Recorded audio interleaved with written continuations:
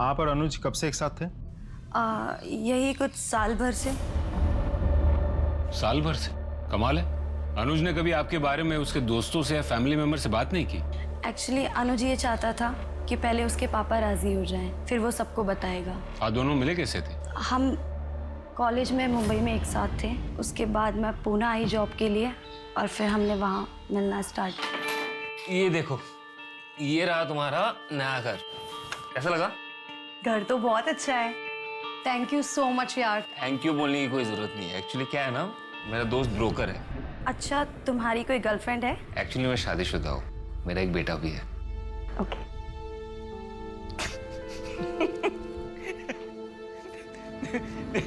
जैसे कॉलेज में थी ना, अभी भी वैसी हो। और तुम भी ना बिल्कुल वैसे ही हो, बिल्कुल नहीं बदले, बिल्कुल नहीं बदले। अनुज के कॉल डिटेल्स में हमें आपके नंबर की एंट्री नहीं दिखी, ऐसा क्यों? एक्चुअली हम कॉल पे ज़्यादा बात नहीं करते थे, ऑनलाइन चैटिंग पे बात करते थे। वैसे गिर कैसे गई थी आप? वो मैं जॉगिंग करते वक्त। सर, बहुत ही अजीब रिश्ता था दोनों के बीच। फोन पे एक दूसरे के साथ बात नहीं करते थे। 1 साल से एक साथ है, किसी को भनक तक नहीं लगी इस बात की। हाँ, अजीब तो है।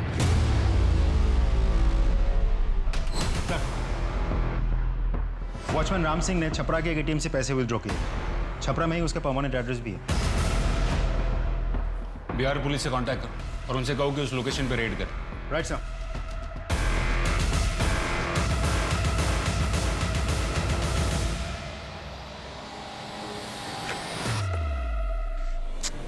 चाबी लाना तो भूल ही गई।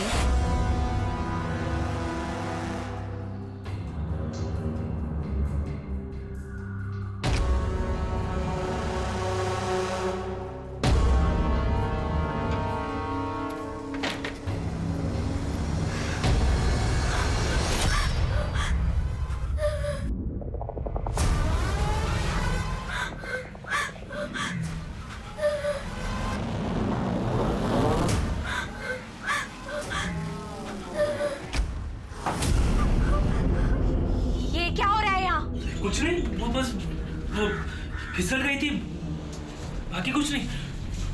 बाकी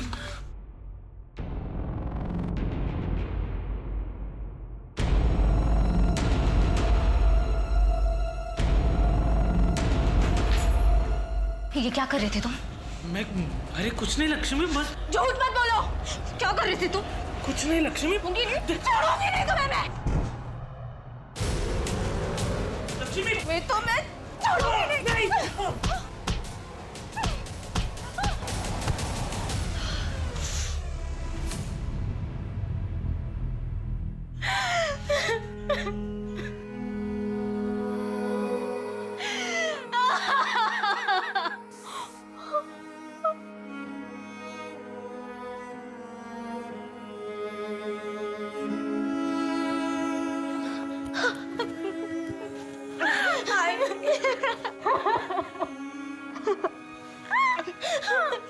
मुझे माफ कर दे बेटा, तेरे साथ इतना सब होता है और मैं कुछ नहीं है। आपकी कोई गलती नहीं।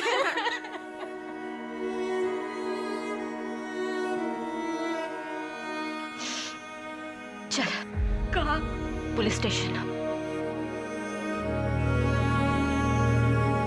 क्यों भाग रहा था? गरीब आदमी डर गया था। पहले ही बिहार में एक केस चल रहा था हम पर, और पुणे में भी केस हो जाता तो हमको काम नहीं मिलता साहब। तूने खून किया ही नहीं, तो खून होने के तुरंत बाद ही क्यों भागा तू? खबर फैलने से पहले तुझे पता चल गया कि मर्डर हुआ है। कैसे? तूने किया ही नहीं तो तुझे कैसे पता? वो क्या था कि पुलिस को हमने सोसाइटी में आते देख लिया, और सोसाइटी में भी यही बातें हो रही थी, इसलिए भाग गया साहब। अचानक 75,000 रुपए निकालने की क्या जरूरत पड़ गई थी तुझे? काफी लोगों के उधार चुकाने थे साहब, इसलिए मैंने पैसे निकाले। सोचा सबका कर्जा चुकता कर दूं। अच्छा ठीक है, तू सच बोल रहा है झूठ इसका अभी पता चल जाएगा।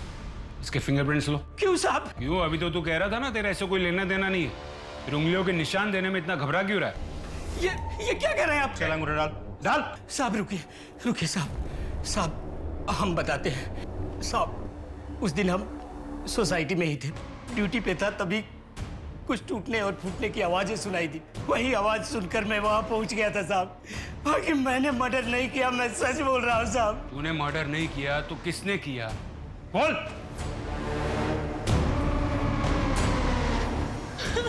क्या हुआ मैडम? मैडम ये कैसे हुआ?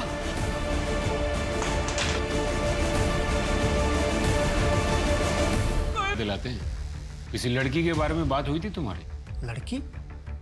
हाँ सर, याद आया। मेरे पास काफी खाली घरों की चाबियां पड़ी रहती हैं। उस दिन अनुज ने भी मुझसे एक घर की चाबी ली थी। हाँ हेलो पंकज, ये अंबिका नगर वाले घर की चाबी मिलेगी क्या? क्यों, पार्टी करनी क्या तुझे वहाँ पे? अरे नहीं यार, कोई पार्टी वार्टी नहीं करना है, बस तू चाबी दे दे मुझे। अच्छा बच्चों, लड़की का चक्कर है। चल वही से दे दे चाबी आप। लेकिन 1 घंटे में चाबी वापस कर दी थी सर उसने मुझे। 1 घंटा काफी होता है उस चाबी की कॉपी बनाने के लिए। कहाँ है वो घर?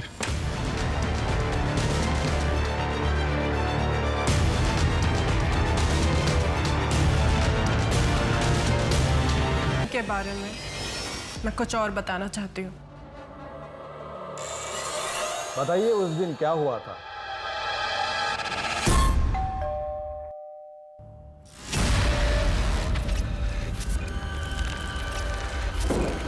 काकी का है? वो उनका डायलिसिस का दिन है ना आज, तो ताऊजी के साथ ही गई है। ये रहा सिलेंडर, देखिए। पता नहीं इसका पाइप फिट ही नहीं हो रहा है। मुझसे बहुत ट्राई किया मैंने, तो आपको फोन। भैया भैया, ये क्या कर रहे हैं आप? ये भैया नहीं, छोड़ो मुझे, छोड़ो मुझे, छोड़ो मुझे।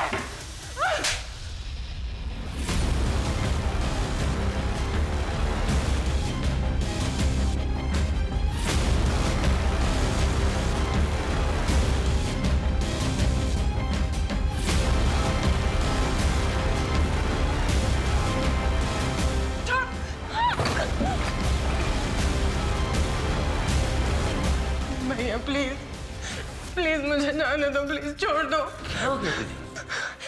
हाँ? क्यों भाग रही है मुझसे? हाँ? भैया नहीं नहीं, छोड़ो मुझे।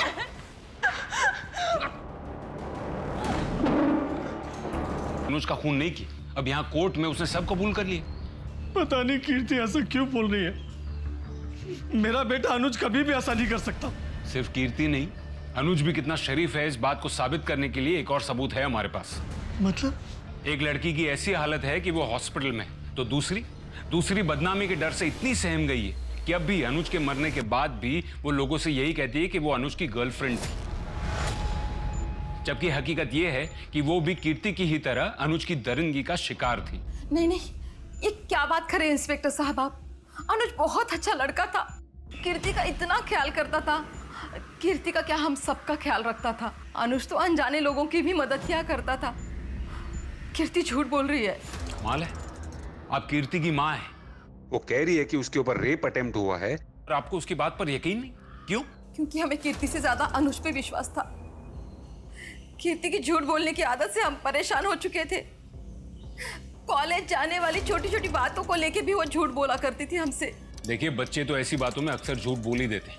इसका मतलब ये नहीं कि वो अब भी झूठ बोल रही हो। लेकिन ये एक बार नहीं, कई बार हो चुका है इंस्पेक्टर साहब। एक बार हमारे घर में एक मजदूर आया था, उससे लोगों से उसने ये कहकर पिटवाया कि वो उसे घूर रहा है। आप ही बताइए, कीर्ति की बातों पे विश्वास कैसे करें? लगभग 1 महीने से ज्यादा ये केस कोर्ट में अटका रहा। जब बात रेप की होती है, मॉलेस्टेशन की होती है, तो समाज की सोच ही उलट जाती है। जहां किसी और केस में गुनहगार से सवाल किए जाते हैं, वहीं जब बात हो रेप की तो उस पीड़ित औरत से सवाल किए जाने लगते हैं। उल्टा उस लड़की पर ही दोष लगने लगते हैं कि उसने कुछ किया होगा, उसने उकसाया होगा, गलत कपड़े पहने होंगे, गलत टाइम पर घर से निकली होगी, वगैरह वगैरह। इसी के चलते भारतीय न्याय प्रणाली में औरतों के खिलाफ हो रहे रेप्स, बढ़ते हुए अपराधों को लेकर ठोस कानून बनाए गए हैं। लेकिन कई बार लोग इन्हीं कानूनों का गलत इस्तेमाल करते हैं, जिससे सही और गलत में अंतर करना मुश्किल हो जाता है। लेकिन यहाँ सवाल ये उठता है कि क्या कीर्ति वैसी थी जो झूठ का सहारा लेकर अनुज को बदनाम कर रही थी? आप ये कह रहे हैं कि अनूप चांदेकर काफी सालों से आप पर रेप करते आए हैं? जी सर। मैं 13 साल की थी तब से वो ये सब करते आए मेरे साथ। मेरा 13th बर्थडे था, तब उन्होंने सबसे पहले। भैया हम कहाँ जा रहे हैं? भैया भैया रुको ना, कहाँ जा रहे हैं हम? बोलो ना।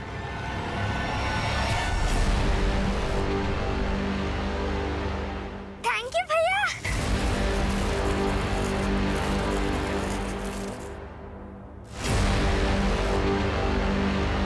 बहुत सुंदर है। पहन के दिखा। घर पहुंच नहीं, अभी यही। अगले 4 साल तक वो बार बार मेरा रेप करते रहे।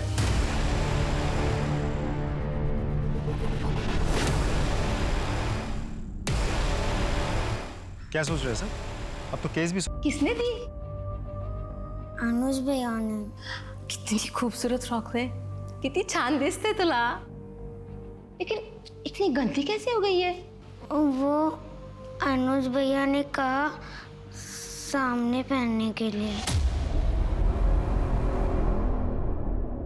ठीक है, ये गंदी हो गई ना फ्रॉक, जाके बदली कर दे। हाँ?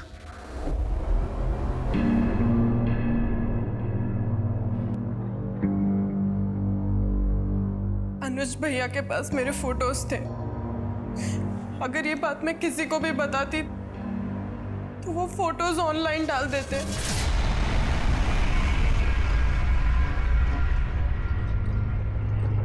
पुलिस के पास कोई सबूत है जिससे ये प्रूव हो सके कि ये एक्ट ऑफ सेल्फ डिफेंस नहीं, प्लान्ड मर्डर था? नहीं मिलो। अभी कुछ ही समय पहले सेल्फ डिफेंस का ऐसा ही एक केस मुंबई में सामने आया था, जिसमें एक औरत ने अपने ही पति को मार दिया था जब उसने उसे खुद के बेटी के साथ रेप करते हुए पकड़ लिया था। लेकिन सेक्शन 100 के तहत वो औरत बेगुनाह साबित हुई थी। यहाँ की सारी दलीलें सुनने के बाद एक्ट ऑफ सेल्फ डिफेंस के चलते सेक्शन 100 के तहत कोर्ट कीर्ति चांदेकर को बाइज्जत बरी करती है।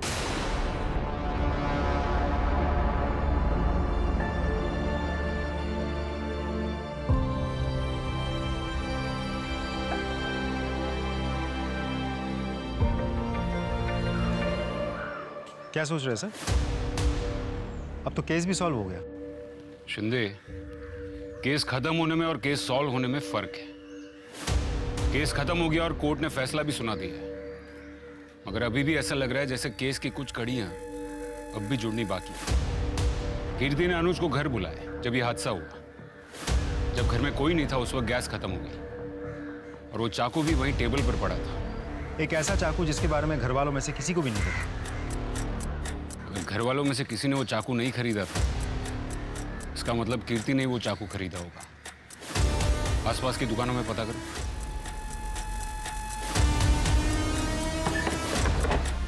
साहब कुछ याद नहीं, कौन और कब ले गया था?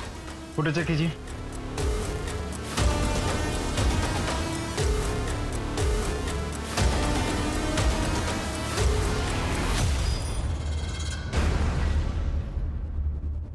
कोर्ट ने तुम्हें सेल्फ डिफेंस के केस में बरी कर दिया, लेकिन तुमने चाकू मर्डर से 2 दिन पहले ही खरीद लिया। क्यों?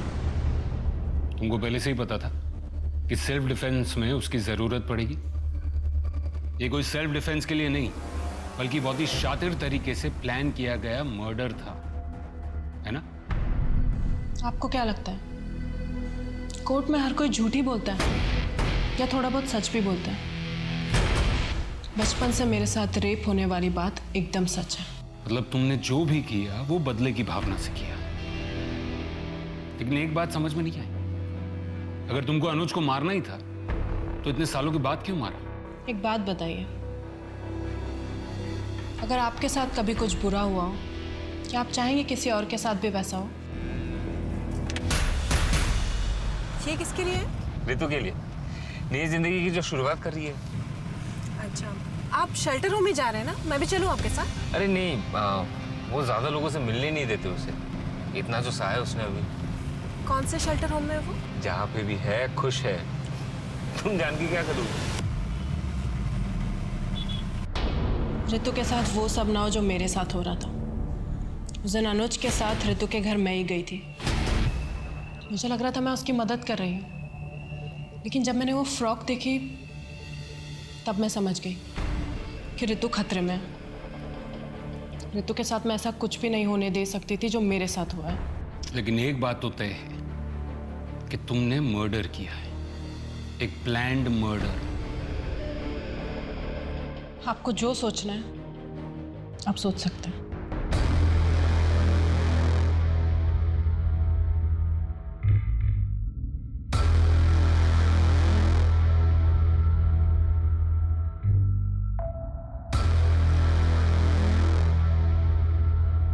कानून जज्बातों पे नहीं चलता, लेकिन पुलिस वाले इंसान ही तो हैं। सही और गलत में वो फर्क साफ देख सकते हैं। कीर्ति ने खून किया, लेकिन उसके पीछे उसका इंटेंशन किसी की जान बचाने का था, सेल्फ डिफेंस नहीं, लेकिन डिफेंस तो था। अनुज जैसे दरिंदे अपने नापाक इरादे को पूरा करने के लिए हमेशा मौके की तलाश में रहते हैं, लेकिन हमें उनसे सतर्क रहना चाहिए। कानून के दायरे में रहते हुए हमें सही कदम उठाना चाहिए। अपने हो या पराये, आप सबसे सुरक्षित रहिए, अपना ख्याल रखिए। इसी के साथ मैं दिव्यांका त्रिपाठी दहिया अब लेती हूँ आपसे विदा। फिर मिलूंगी अगले केस के साथ। 130 करोड़ की आबादी वाले इस देश में आज एक ऐसे केस पर दिए गए कोर्ट के नतीजे ने खुद कानून के रक्षकों को भी चौंका दिया है। ये केस शायद इस साल का सबसे बड़ा और हैरतअंगेज केस होने वाला है। दिन भर इधर उधर घूमता रहता है, कभी इस लड़की को छेड़ा, कभी उस लड़की को छेड़ा। आधा दिन तो तेरी शिकायतें सुनने में बीत जाता है मेरा। और ये क्या है? क्या है ये?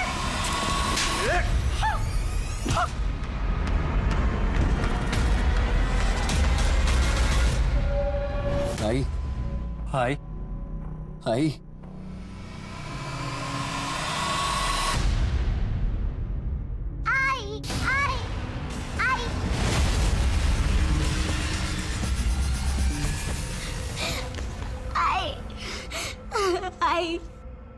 आई उठो ना, आई उठो ना। भाऊ बोलो नाई को क्या हुआ? भाऊ बोलो नाई को क्या हुआ? भाऊ बोलो ना। हाय फिसल के गिर गई।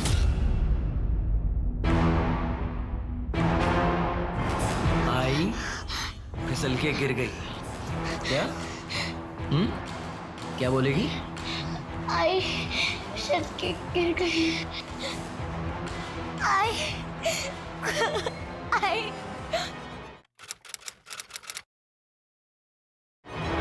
हेलो बच्चों। Good morning, good morning. अच्छा आज कुछ नया करते हैं, ठीक है?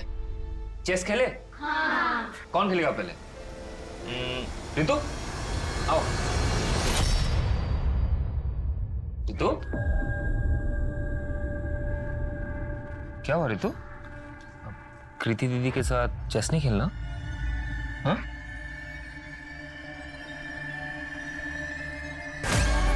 ये क्या हुआ?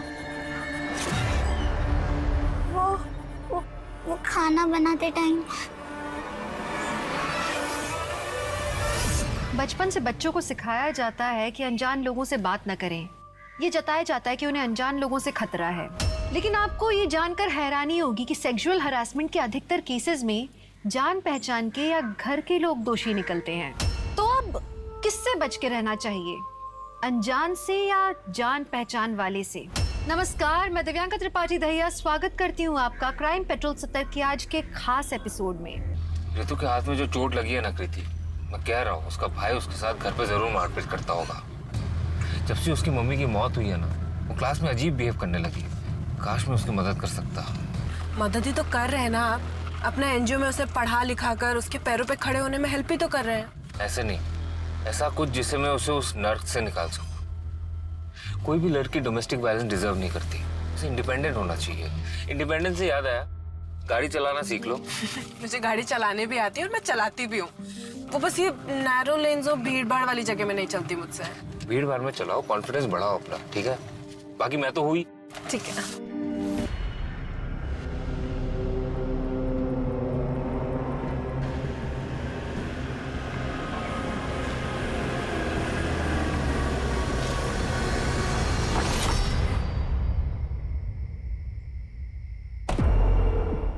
चलो बाय भैया। बाय।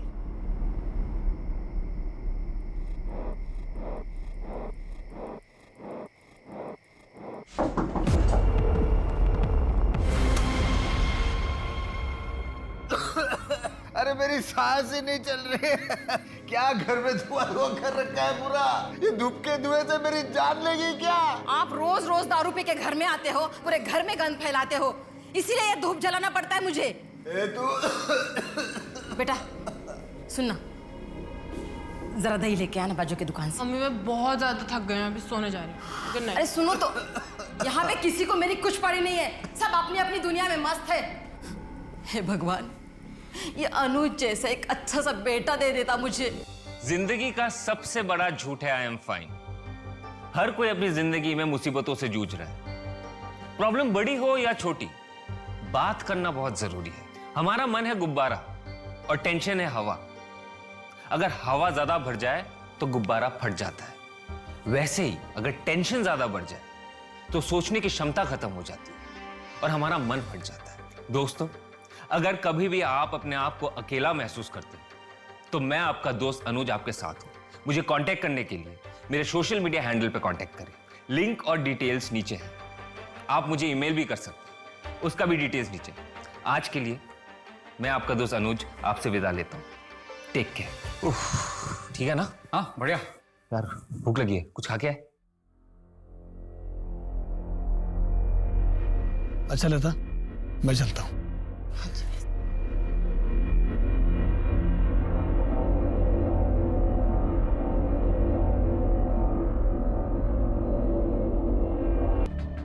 आपको किसी पर कोई शक? नहीं। कौन कर सकता है ये? पता नहीं। क्या हो रहा है यहाँ पे? हाँ? क्या हो रहा है यहाँ पे? एक मिनट रुकिए, आप कौन? सर, ये मेरे बाबा हैं। और ये कौन है? अनुज। हाँ? भाई साहब? भाई साहब? कहाँ से आ रहे हैं आप? वो क्या बोलते हैं, वो बाजार से आ रहा हूं मैं। भाई साहब। शिंदे, यहाँ आजू बाजू के लोगों से पूछताछ करो। शायद किसी ने किसी को अंदर आते हुए देखा हो। और सोसाइटी के वॉचमैन से भी पूछताछ करो, शायद उसने भी कुछ देखा हो। Right sir.